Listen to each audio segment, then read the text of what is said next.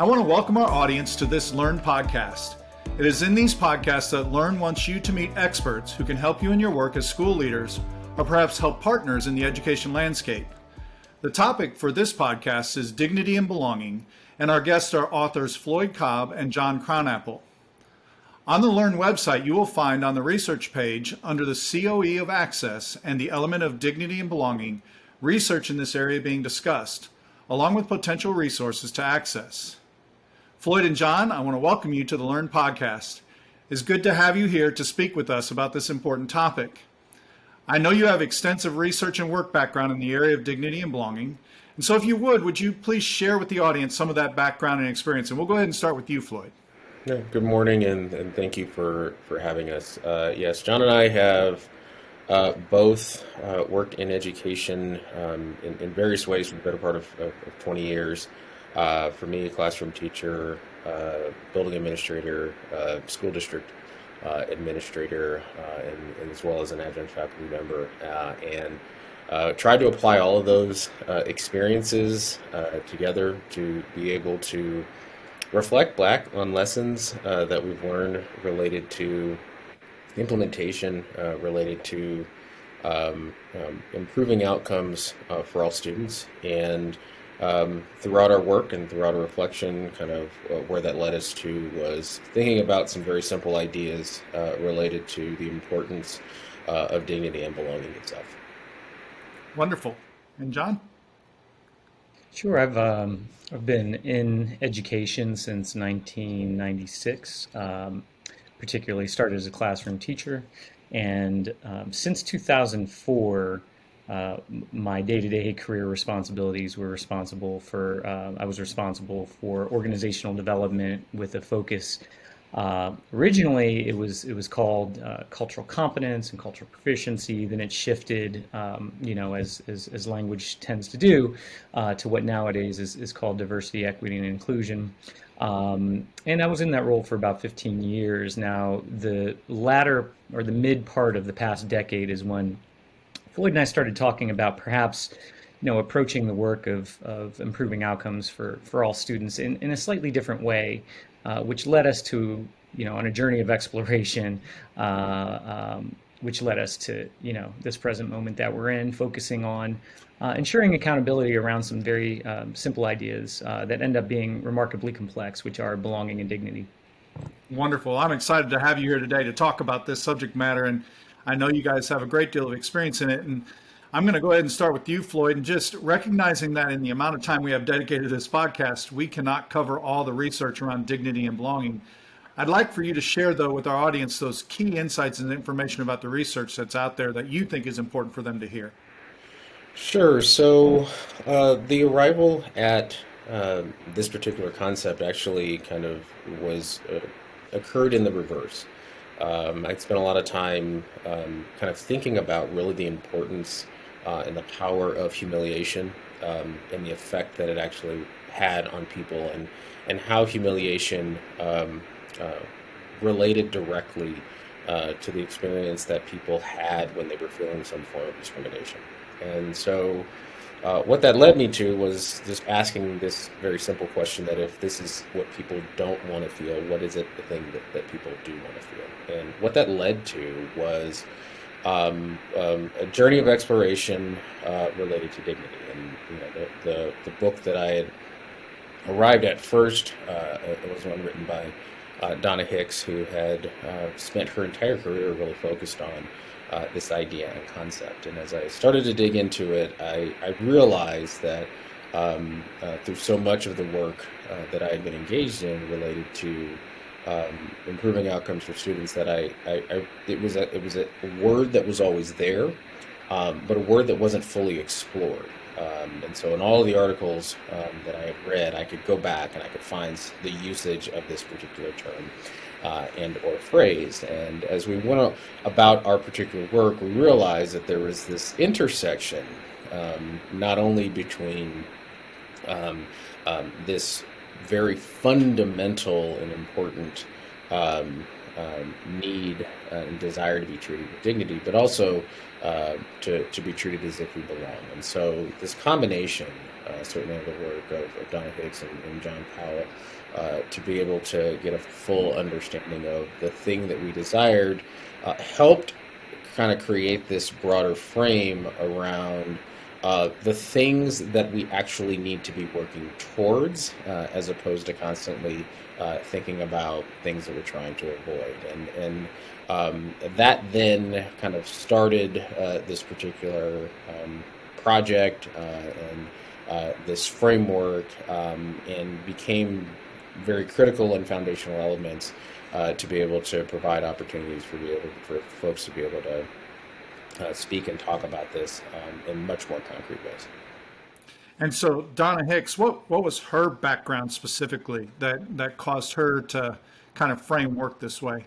Yeah, so her background was actually in more in conflict resolution, kind of international conflict resolution itself. She is a professor at Harvard. Over the years, has become a very valued colleague and very valued resource for us to be able to bounce ideas off of. But so much of the work that she was engaged in was trying to understand how international conflict was the result, in some way, shape, or form, of a violation of one's dignity. And when you think about human beings and humanity, a lot of times we will get caught up in the form or fashion in which we will attempt to humiliate or denigrate or violate someone's dignity, as opposed to simply focusing on the act in and of itself. And so she had been engaged in work, working very closely with Bishop Desmond Tutu while he was still alive, in terms of helping her with her general understanding of what this was. And she's dedicated her entire life to this particular process, has very simple steps in terms of essential elements of how we honor dignity and certainly how we violate it. And she's been her work has been very important to be able to support this as it builds off sort of the broader dignity and humiliation studies that exist. Well, I think it's amazing how you've taken that work that she has done and created an application for students in schools. And it's a good segue to the next question, John, which is, in your experience, if a district wanted to engage in this work, what are some of those opportunities or really positive outcomes that they would want to make certain their internal and external communities were made aware of right out of the gate? So there's a few things that come to mind immediately. One is that this particular effort, of belonging and dignity is very central to everything that's done. It's not something that's special or a side dish. It's something that is essential in terms of leadership, all the way down to, essential pedagogy in terms of helping ensure that students have the best opportunity possible to learn. So that's one, making sure that it's central. The second thing is that it's community-based, meaning that this is something that is done with the community, and that actually is a common thread throughout implementation efforts within the entire community, which is we do things with people, not to people, not for people, and by that, in terms of the opportunities. Right out of the gate, as you phrased it, would be for the entire community to see that the effort really is about ensuring accountability for what each person in the community truly wants and needs in order to feel like they belong, in order to feel like they are being treated as a person of value and worth. And another way to think about that is building accountability around ensuring that people feel appreciated, that people feel validated, people feel accepted, and that people feel treated fairly. And that's universal. That's powerful because that's for every child, not just some children. And I think that is a great opportunity for superintendents as they lead this kind of work, if they're interested in this kind of work. But even as you do that, relying upon your experience, there are some implementation barriers that one must be aware of. And so what would some of those be, and how would you advise people to prepare for those things? Well, connecting it to what I was just saying, I think it's important to know that the effort is truly also about helping people find common ground, and just making that very explicit that we may have all kinds of differences, in ideology as well as other things. And the role of a public institution, and schools in particular, as we're talking about now, is to serve the community. And that is everyone in the community. So there has to be some common ground that we can find and agree on in terms of how we're going to treat one another. And so um, one of the barriers would be kind of missing that mark that this really is about bridging, not about, fighting or winning or going into battle or, resisting. It really is about bridging, which can be, extraordinarily hard, especially in our current, time when groups seem to be so splintered, boards seem to be so splintered, that this ends up being something that sounds simple, but it ends up being complex in terms of doing. A couple of other things that may end up serving as barriers that come to mind would be when we talk using abstract language, or talk in euphemisms, which nowadays it's very common for efforts to improve student outcomes and better serve the community to be framed in this language that's often referred to as educational equity. And there's all types of euphemisms and abstract language kind of connected with that endeavor. So one of the barriers would be to being stuck in that language, as opposed to finding simple, accessible language to represent, what it is that we're trying to do. Another barrier or way that leaders could end up missing the mark is by not framing the effort in a way where everyone can see how they're going to benefit, right?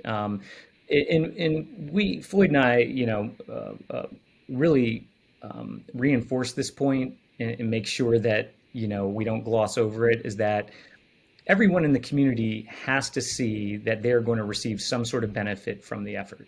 That doesn't mean everyone's going to benefit in the same way or to the same degree, but any improvements that we're making with public funds and being stewards of the community has to benefit the community, right? And so that would be another missing that point would be creating another unnecessary barrier. And then there's a number of other barriers, but one other one that I think is worth highlighting right now is making sure to avoid binary thinking, which is thinking that frames choices as this or that. And one that comes to mind for me, immediately, is how common it is for people to frame equity and equality as two separate things. And if we're going down that road, we're really possibly engaging in the escalation of conflict, because that's really a false binary. Ideas like that actually need to work together. And one of the people, along with Donna Hicks and John Powell, who have really influenced our thinking, is Amanda Ripley. She wrote a book called High Conflict, and one of the warnings that she has is to avoid the binary. If you find yourself in a this or that type of thinking, back up, get some distance from it, and try to break down that binary, because that's probably a warning that we're heading into some type of unnecessary conflict. That is really good advice, and thank you for sharing that. Now, you guys have done this work for quite a bit, and you've engaged in a lot of districts. Floyd, what is a story that you'd like to share about how it has impacted students or schools as you've engaged with different districts across the country? Yeah, I mean, there have been a number of different ones that stand out, and it's always amazing to be able to see and to be able to look at, because the approach that we have tried to take is basically just to simply give advice at its foremost. Because what we've come to understand is that as guys who have kind of done some work and have an idea, the legacy of the work has to be done and has to be implemented by the folks who live there every day, and by the folks who are engaged with the community, because it is a community-based solution. And so, there have been, plenty of stories where, we have, seen significant work that's occurred just outside of St. Louis. John actually sent me a pic yesterday in terms of some work that has been done in Reading, Pennsylvania, where they've been able to kind of make sense of these ideas and take hold of them and bring them to their own.